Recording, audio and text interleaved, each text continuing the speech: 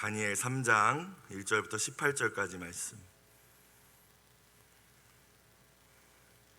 합독하시겠습니다. 느부갓네살 왕이 금으로 신상을 만들었으니 높이는 60규빗이요 너비는 6규빗이라 그것을 바벨론 지방의 두라 평지에 세웠더라. 느부갓네살 왕이 사람을 보내어 총독과 수령과 행정관과 무사와 재무관과 재판관과 법률사와 각 지방 모든 관원을 느부갓네살 왕이 세운 신상의 낙성식에 참석하게 하매 이에 총독과 수령과 행정관과 무사와 재무관과 재판관과 법률사와 각 지방 모든 관원이 느부갓네살 왕이 세운 신상의 낙성식에 참석하여 느부갓네살 왕이 세운 신상 앞에 서니라. 선포하는 자가 크게 외쳐 이르되 백성들과 나라들과 각 언어로 말하는 자들아 왕이 너희 무리에게 명하시나니 너희는 나팔과 피리와 수금과 사명금과 양금과 생황과 및 모든 악기 소리를 들을 때에 엎드려 느부갓네살 왕이 세운 금신상에게 절하라. 누구든지 엎드려 절하지 아니하는 자는 즉시 맹렬히 타는 풀무불에 던져 넣으리라 하였더라. 모든 백성과 나라들과 각 언어를 말하는 자들이 나팔과 피리와 수금과 사명금과 양금과 및 모든 악기 소리를 듣자 곧 느부갓네살 왕이 세운 금신상에게 엎드려 절하니라. 그때 어떤 갈대아 사람들이 나와 유다 사람들을 참소하니라. 그들이 느부갓네살 왕에게 이르되 왕이여 만수붕황하옵소서. 왕이여 왕이 명령을 내리사 모든 사람이 나팔과 피리와 수금과 사명금과 양금과 생황과 및 모든 악기 소리를 듣거든 엎드려 금신상에게 절할 것이라. 누구든지 엎드려 절하지 아니하는 자는 맹렬히 타는 풀무불 가운데 던져 넣음을 당하리라 하지 아니하셨나이까. 이제 몇 유다 사람 사드락과 메삭과 아벳느고는 왕이 세워 바벨론 지방을 다스리게 하신 자이거늘 왕이여 이 사람들이 왕을 높이지 아니하며 왕의 신들을 섬기지 아니하며 왕이 세우신 금신상에게 절하지 아니하나이다. 느부갓네살 왕이 노하고 분하여 사드락과 메삭과 아벳느고를 끌어오라 말하매 드디어 그 사람들을 왕의 앞으로 끌어온지라. 느부갓네살이 그들에게 물어 이르되 사드락 메삭 아벳느고야 너희가 내 신을 섬기지 아니하며 내가 세운 금신상에게 절하지 아니한다 하니 사실이냐. 이제라도 너희가 준비하였다가 나팔과 피리와 수금과 사명금과 양금과 생황과 및 모든 악기 소리를 들을 때 내가 만든 신상 앞에 엎드려 절하면 좋거니와 너희가 만일 절하지 아니하면 즉시 너희를 맹렬히 타는 풀무불 가운데 던져 넣을 것이니 능히 너희를 내 손에서 건져낼 신이 누구이겠느냐 하니 사드락과 메삭과 아벳느고가 왕에게 대답하여 이르되 느부갓네살이여 우리가 이 일에 대하여 왕에게 대답할 필요가 없나이다. 왕이여 우리가 섬기는 하나님이 계시다면 우리를 맹렬히 타는 풀무불 가운데에서 능히 건져내시겠고 왕의 손에서도 건져내시리이다. 그렇게 하지 아니하실지라도 왕이여 우리가 왕의 신들을 섬기지도 아니하고 왕이 세우신 금신상에게 절하지도 아니할 줄을 아옵소서. 아멘. 오늘 주신 말씀을 통하여서 깨달을 수 있는 첫 번째 교훈이 있다면 느부갓네살 왕을 통하여 볼 수 있는 인간의 어리석음과 교만함입니다. 인간의 어리석음과 교만함이 정말 끝이 없다는 것입니다. 바로 앞선 2장에서 느부갓네살 왕은 다니엘을 통하여 자신이 꾸었던 꿈과 그 해석에 대해서 알게 되었죠. 요약하면 무슨 내용이었습니까? 바벨론을 비롯한 바벨론에 이어 등장하는 모든 세상 나라들이 결국 영원히 가지 못할 것이라는 것이었습니다. 멸망하게 될 것이다. 그리고 결국에 가서 하나님이 친히 다스리시는 영원한 하나님의 나라가 세상 끝에 도래하게 될 것이라는 이야기였습니다. 그렇기 때문에 역사와 세계의 주관자 되시는 하나님 앞에 너 바벨론의 왕 느부갓네살은 겸손해야 한다라는 메시지가 지난 2장의 메시지였죠. 느부갓네살 왕은 분명히 은밀한 것을 보여주시는 하나님, 위대하시고 전지전능하신 그 하나님을 경험했다는 것입니다. 또한 자기 입을 통하여서도 그 하나님께 영광을 돌리기도 했습니다. 너희 하나님은 신중의 신이시다 다니엘아. 은밀한 것을 나타내시는 유일한 분이시다. 그리고 이 사건으로 인하여 다니엘은 나라의 2인자가 되지 않습니까? 그런데 오늘 말씀에 등장하는 느부갓네살 왕의 모습을 보면 그런 거 경험 못한 사람 같은 모습을 보여주고 있어요. 하나님 경험하지 못한 사람 같은 모습을, 아니 이전으로 돌아간 것이 아니라 더 교만하고 더 악독한 모습을 보여주고 있습니다. 어떻게 저럴 수 있을까? 2장과 3장 사이의 시간적인 간격은 16년이라고 합니다. 16년 동안 그 하나님 경험한 이후에 정말 하나님 앞에 겸손하게 잘 하나님을 섬겼다면 이런 모습은 아닐 텐데, 오늘 느부갓네살 왕의 모습은 하나님을 전혀 모르는 열방의 왕들과 전혀 다를 바 없지 않습니까? 높이 60규빗에 너비 6규빗이라고 하면 10층짜리 건물 이상이 되는 크기의 금신상입니다. 그것을 세우고 바벨론 전역에 있는 관리들을 한자리에 모아서 아주 요란하게 낙성식을 벌이고 있죠. 1절을 다시 볼까요? 느부갓네살 왕이 금으로 신상을 만들었으니 높이는 60규빗이요 너비는 6규빗이라 그것을 바벨론 지방의 두라 평지에 세웠더라. 수도 성읍에는 이렇게 어마어마한 신상을 세울 곳이 아마 없었겠죠. 넓은 평지가 있는 들판이 있는 곳에 이 엄청난 크기의 신상을 세워놓고 이제 모든 지역의 관리들을 부른 것입니다. 여러분, 신상 전체를 금으로 만들었다는 것을 우리는 주목할 필요가 있는데요, 앞선 2장에서 그의 꿈에 등장했던 우상의 모습을, 신상의 모습을 기억하십니까? 머리만 금이었습니다. 그리고 그것이 상징하는 것이 바벨론이었죠. 꿈의 내용은 바벨론 또한 영원하지 않을 것이다. 이후에 다른 나라가, 왕보다 못한 다른 나라가, 은으로 만든 나라가, 실제로 역사적으로 보면 메대와 바사이지 않습니까? 바벨론이 결국 멸망하고 다른 나라가 일어날 것이다. 그런데 인정하고 싶지 않았던 것이죠. 바벨론은 영원할 수 있다. 하나님이 분명히 가르쳐 주시고 보여주신 꿈과 해석, 그거 내가 뒤엎을 수 있다 라는 의미입니다. 하나님의 계획, 바벨론이 망할 것이라는 것, 그리고 다른 세상 나라가 등장할 것이고 결국에 모든 나라가 멸망하여서 하나님의 나라가 세워지게 될 것이다. 그것이 그가 꾼 꿈의 내용이었지만, 그도 알고 있었지만 인정하지 않겠다라는 것입니다. 나의 바벨론은 영원할 것이고 내가 하나님보다 위에 있다라는 것을 나타내기 위해서 온 전체가 금으로 된 엄청난 크기의 신상을 세운 것입니다. 하나님 주권에 대하여 정면으로 도전한 것이죠. 이어 2절부터 이어지는 이 낙성식에 대한 묘사를 살펴보면 느부갓네살 왕이 얼마나 요란하게 또 얼마나 큰 규모로 이 행사를 치른 것인지 우리는 알 수 있습니다. 2절, 느부갓네살 왕이 사람을 보내어 총독과 수령과 행정관과 모사와 재무관과 재판관과 법률사와 각 지방 모든 관원을 낙성식에 참석하게 합니다. 그냥 편하게 각 지방의 모든 관원 오라고 했다라고 표현하면 될 것을, 여러분 성경을 기록할 때는 의도가 있거든요. 굳이 총독과 수령과 행정관과 모사와 일일이 다 열거했다라는 거예요. 그리고 3절에 가면은 앞서 등장했던 원래 표현은 반복해서 등장하지 않는데 똑같이 다시 총독과 수령과 행정관과 하면서 이어집니다. 불렀던 사람들이 다 왔다는 소리겠죠.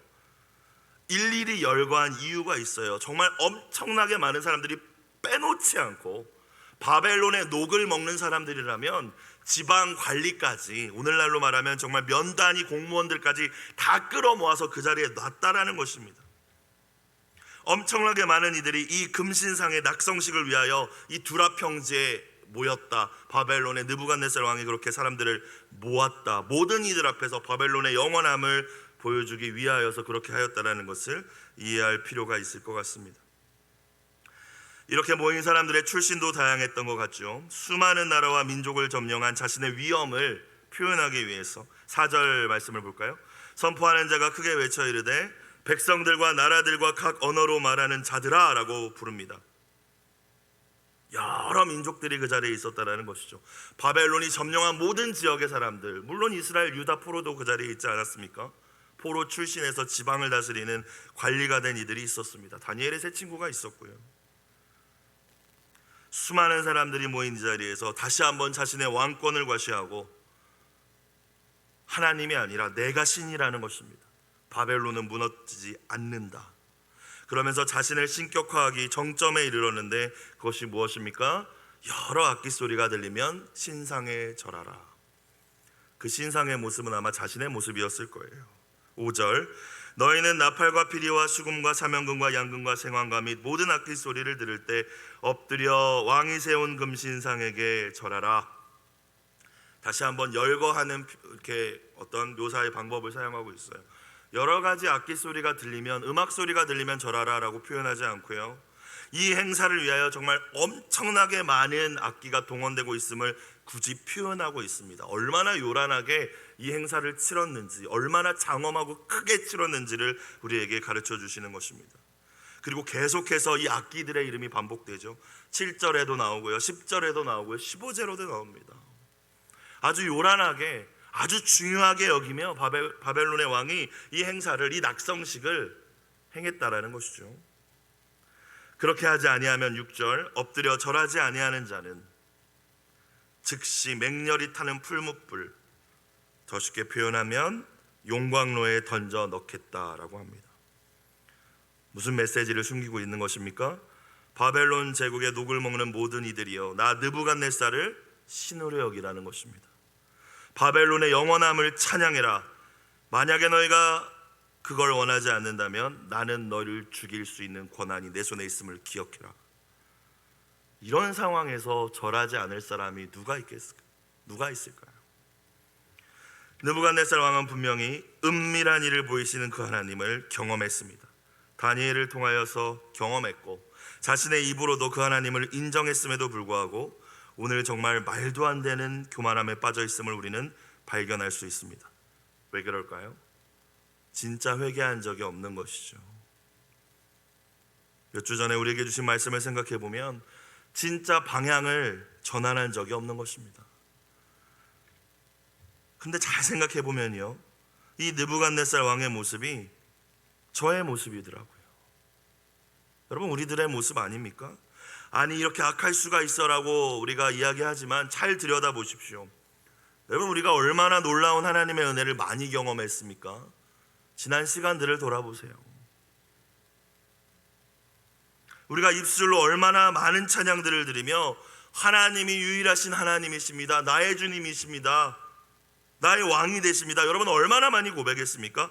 그럼에도 또다시 내 마음의 중심에, 내 마음의 두라평지에 여러분, 우리가 지금 세우고 섬기고 절하고 있는 것이 무엇인지 돌아보는 이 아침의 시간이 되길 주님의 이름으로 축복합니다.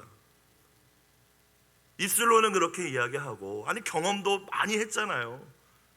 여러분, 이 새벽에 나오신 분들은 우리 하나님 정말 평생 동안 신앙생활 하시면서 얼마나 그 은혜를 많이 경험했습니까?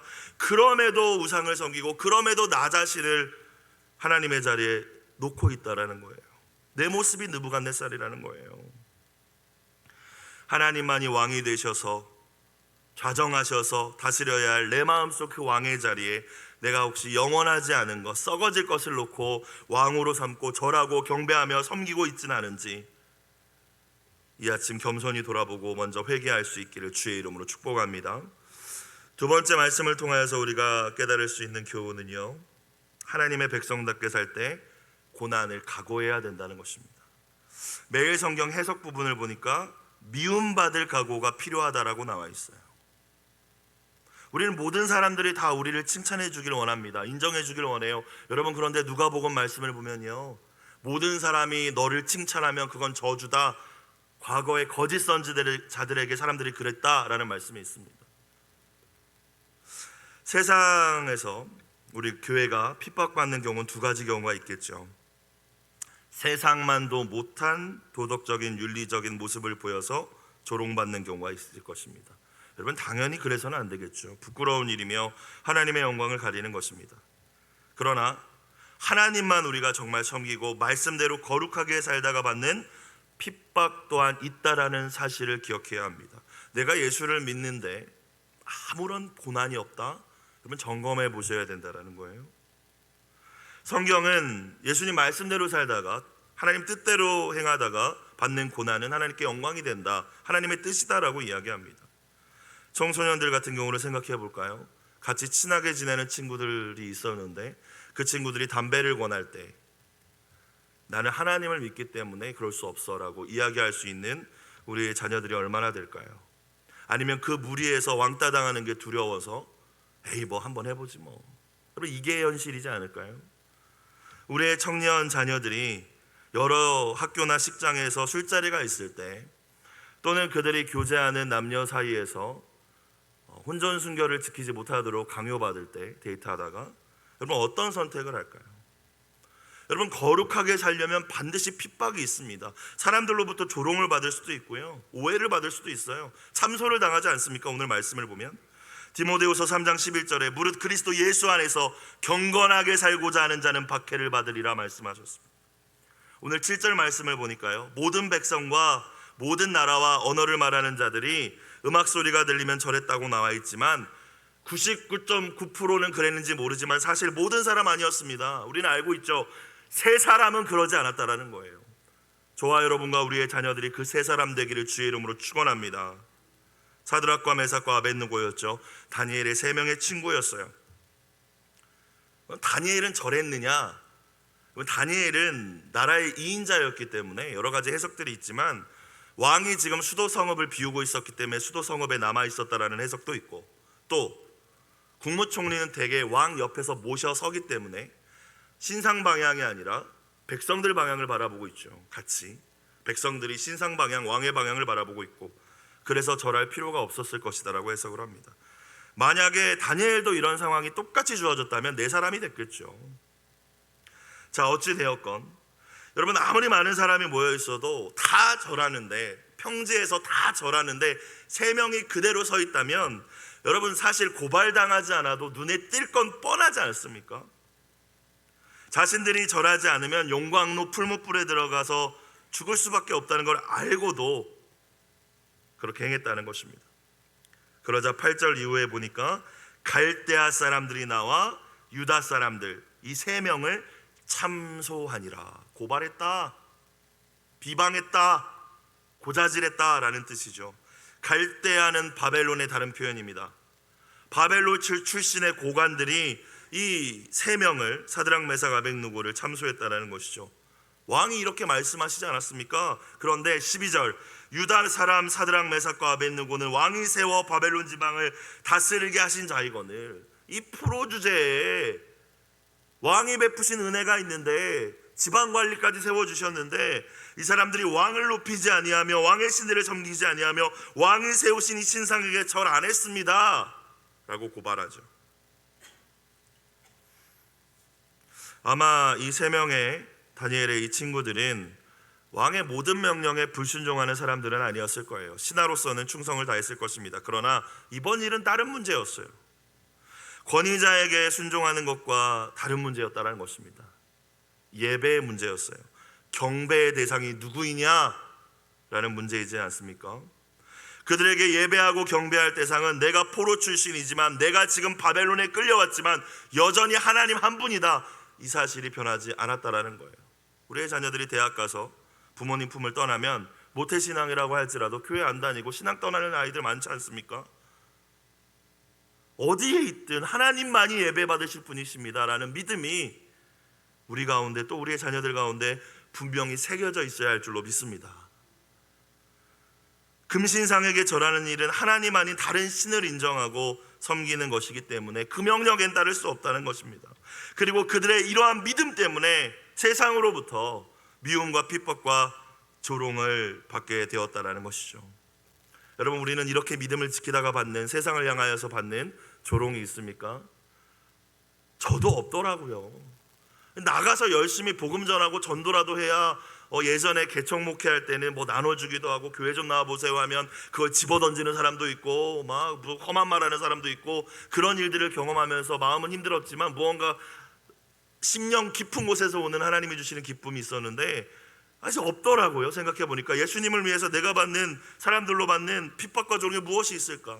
그저 칭찬받기만 원하고 다 나 인정 안 해주면은 삐지고, 이게 제 모습이라는 거예요. 근데 우리의 모습 아닙니까? 마태복음 5장에 예수님 분명히 말씀하셨습니다. 나로 말미암아 너희를 욕하고 박해하고 거짓으로 너희를 거슬려 모든 악한 말을 할 때 너희에게 복이 있나니 기뻐하고 즐거워하라. 하늘에서 너희의 상이 큼이라. 너희 전에 있던 선지자들도 이같이 박해를 받았느니라 말씀하셨습니다. 저 여러분, 예수님 뜻대로 거룩하게 살다가 세상 가운데서 참소당하고 오해받고 조롱당하고 핍박받을 때 말씀을 붙잡고 예수님 바라보며 승리하실 수 있길 주의 이름으로 축원합니다. 그게 당연하다는 거죠. 세 번째, 오늘 우리가 또 발견할 수 있는 교훈이 무엇이겠습니까? 마귀가 우리의 마음을 계속 흔든다는 것입니다. 그 마귀의 공격으로부터 마음을 지키는 게 중요하다는 거예요. 우리가 하나님 뜻대로 살기로, 기도하며 살기로, 말씀대로 살기로 결단하고 실행하면 여러분, 마귀는 절대로 가만히 있지 않을 거예요. 그런 것들 경험해 보시지 않으셨습니까? 마음 먹고 새벽 기도 좀 시작했는데 부부싸움을 한다든지, 누가 나를 자꾸 열받게 한다든지, 무슨 내가 자식이 다치는 일이 생긴다든지, 어찌되었건 포기하게 만들기 위해서 모든 것들을 동원해서 여러분을 무너뜨리려고 공격할 것입니다. 특별히 우리의 마음을 주변 사람과 환경을 통해서 계속 흔들어댈 거예요. 느부갓네살 왕은 이 세 사람이 금신상에 절하지 않았다는 말을 듣고 분노하여서 그들을 끌어오게 합니다. 이어서 14절 15절을 보니까 이들에게 느부갓네살 왕이 뭐라고 이야기를 하죠? 믿음의 사람들을 넘어뜨리는 이 마귀의 공격과 매우 유사함을 우리는 느부갓네살 왕의 이 이야기에서 발견할 수가 있습니다. 회유하기도 했다가, 협박하기도 했다가, 조롱하기도 하죠. 14절 15절 다시 보겠습니다. 느부갓네살이 그들에게 물어 이르되 사드락 메삭 아벳느고야, 너희가 내 신을 섬기지 아니하면 내가 세운 금신상에게 절하지 아니한다 하니 사실이냐?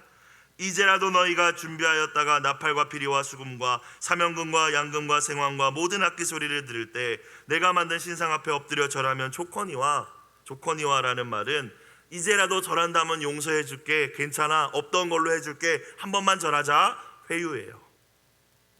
술 한 잔 먹는 게 뭐가 어때? 너만 교회 다니냐? 사회생활은 안 할 거냐? 한 잔만 먹으면 돼. 야, 나도 교회 청년부야. 그렇다라고 무슨 일이 생기겠어?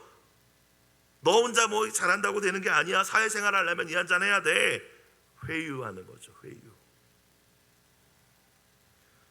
15절 중반부, 너희가 만일 절하지 아니하면 즉시 너희를 맹렬히 타는 풀무불 가운데 던져 넣을 것이니, 협박이죠. 안 되니까 이제 너 그렇게 고집 부리다가 너만 깨끗하냐?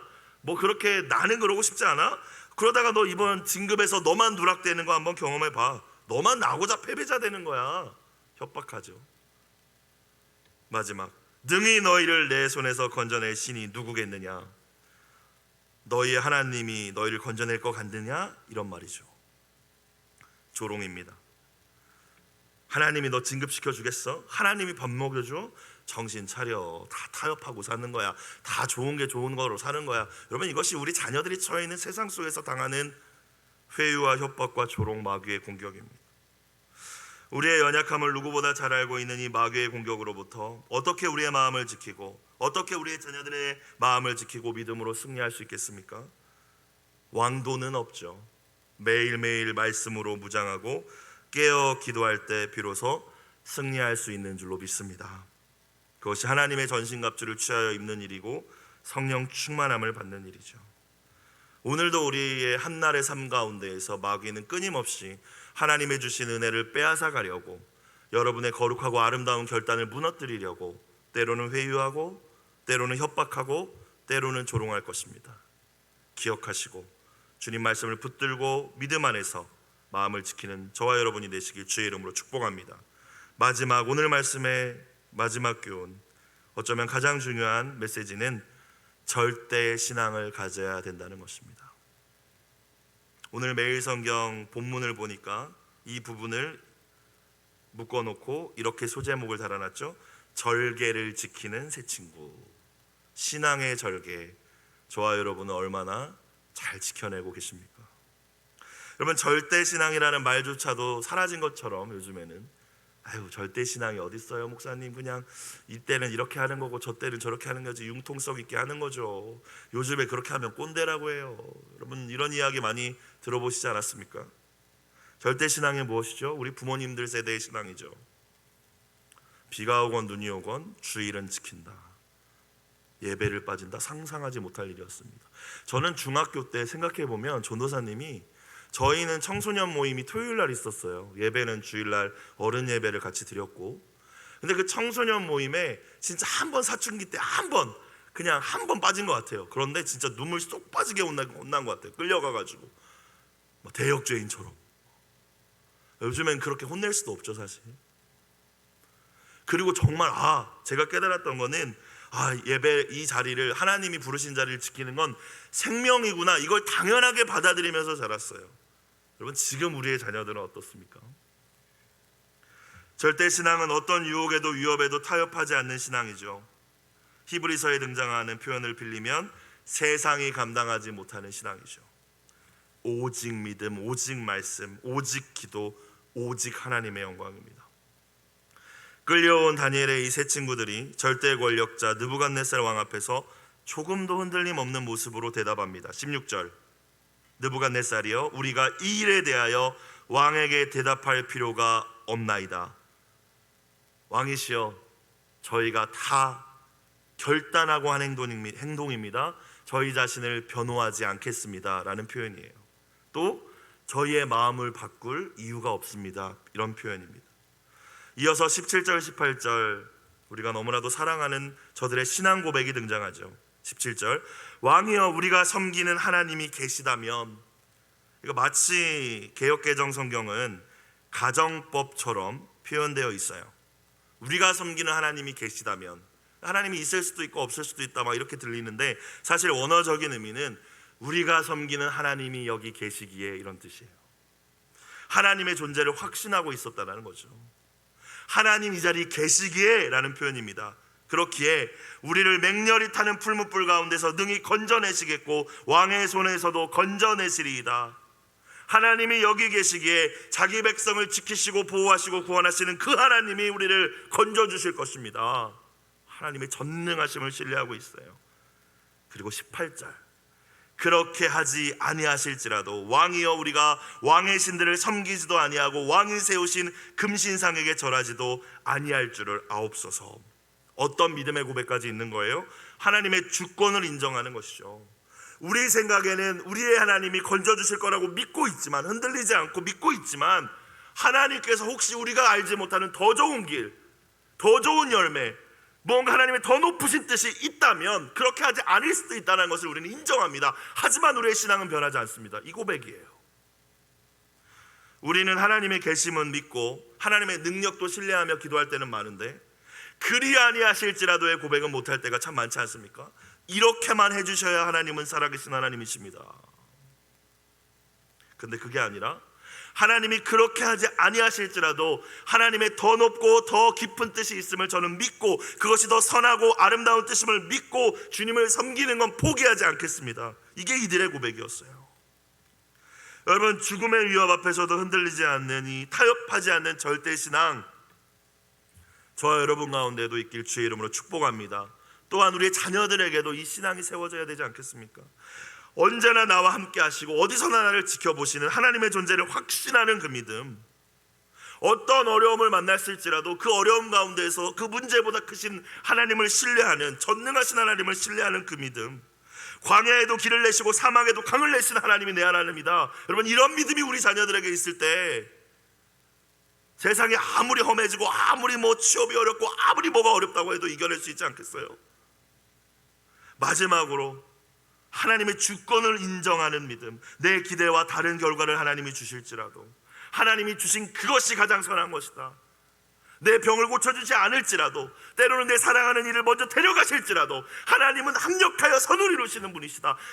그렇기 때문에 나는 그리 아니하실지라도 나의 믿음을 굳게 지키겠다. 저 여러분, 이 새벽에 오신 모든 분들 가운데 이 믿음의 고백이 있길 주님의 이름으로 축복합니다. 오늘 말씀을 통하여 여러분에게 주신 하나님의 음성은 무엇이었나요? 또 여러분, 하나님 앞에서, 오늘 말씀 앞에서 어떤 믿음의 결단들을 하셨습니까? 오늘 말씀에 등장하는 이 다니엘의 3명의 친구와 같이 세상의 불의하고 부당한 요구에 담대하게 절대 믿음 가지고 저항할 수 있는, 신앙의 절개를 끝까지 지켜나가는 믿음의 용사들이 다 되시기를, 또 그 믿음을 우리의 자녀들에게 신앙의 유산으로 잘 물려줄 수 있는 저와 여러분 되시길 주의 이름으로 축복합니다. 기도드리겠습니다. 사랑과 은혜가 풍성하신 아버지 하나님, 우리 안에 느부갓네살과 같은 어리석음과 교만함이 있다면 눈물로 자백하며 통회하게 하여 주옵소서. 혹시나 하나님의 백성답게 살다가 미움받고 사람들로 하여금 오해받았다면 십자가의 예수님 바라보며 영원한 천국의 상급 바라보며 믿음으로 승리하게 하여 주시고, 언제나 하나님 말씀으로 무장하고 깨어 기도함으로 언제나 우는 사자와 같이 우리를 무너뜨리려고 덤비는 그 마귀의 회유와 협박과 조롱으로부터 우리의 마음을 지키게 하여 주옵소서. 하나님, 무엇보다 살아계신 하나님이 나와 함께 하심을 언제나 확신하고 전능하신 그분의 능력을 신뢰하며 하나님의 주권을 인정하는 믿음, 그리 아니하실지라도의 믿음을 가지고 신앙의 절개를 평생 지켜가는 저희가 될 수 있도록 이 시간 성령으로 충만케 하여 주옵소서. 믿음과 눈물과 간절한 기도의 소원을 올려드리며 드린 예물을 주님 받아주시고 하나님께서 아름답게 또한 응답하여 주옵소서. 예수님의 이름으로 기도드리옵나이다. 아멘.